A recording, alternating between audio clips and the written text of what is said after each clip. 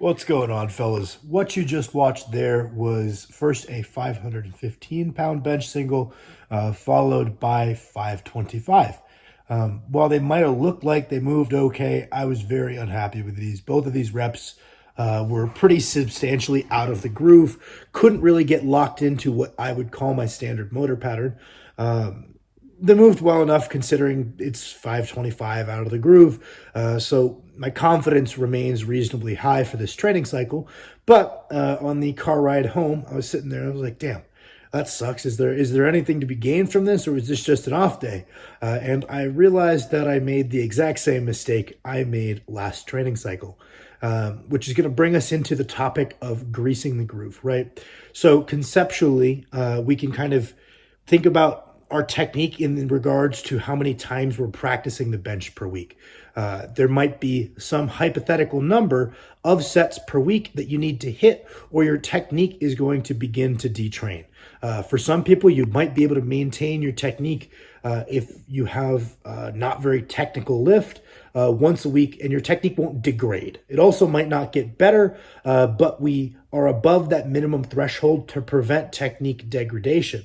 Other people, it might be more than one set. And the mistake that I have made a couple of times now, and a couple of people I know have made a couple of times now, which is in the effort to peak or taper down towards the end of a training cycle. So because our intensity is coming up, we bring our volume down. I know it's pretty common to fall below that minimum threshold of volume for technical maintenance. So while yes, you're decaying fatigue, yes, you're coming in nice and strong to these sessions, every single rep feels a little bit out of the groove.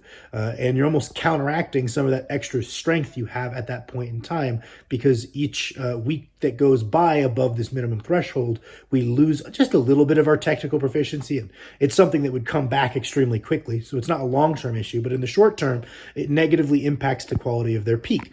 And this is a mistake that I made last training cycle. In an effort to maximize my performance on my top sets on my bench press at the end of the training cycle, I tailored off my volume I do on the way up to the absolute minimum to be warmed up for my top set. And then I kept the back off sets extremely few and far between. So the number of reps I was doing on a weekly basis must have fallen below this technical maintenance, right? Which just kind of brings me to the concept of, okay, well, we need to keep a certain number of sets around, but we still want to decay fatigue, and we still need to drop back our volume. And that kind of brings us to the concept of sets with the sole focus of greasing the groove.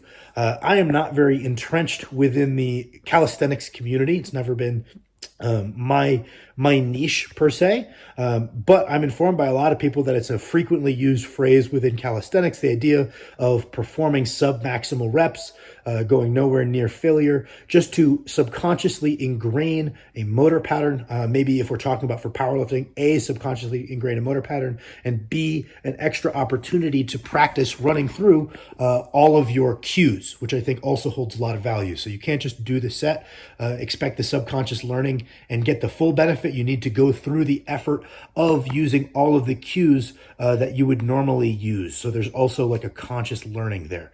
And we can use these extremely submaximal sets with the concept of greasing the groove to supplement our volume at the end of a training cycle. So that way our practice doesn't fall off a cliff. These sets are so light that they're not going to be major contributors to our fatigue. So we can peak out and taper our volume just as we normally would while keeping around a relevant amount of practice volume. And that is the mistake I made last training cycle. That is the mistake I made this training cycle, but this time I believe I caught it in time, that it was a pretty easy fix. Went in for a lighter technical bench session yesterday with that concept in mind. Went pretty well, so my hopes are high. But that's my video. Thank you for watching.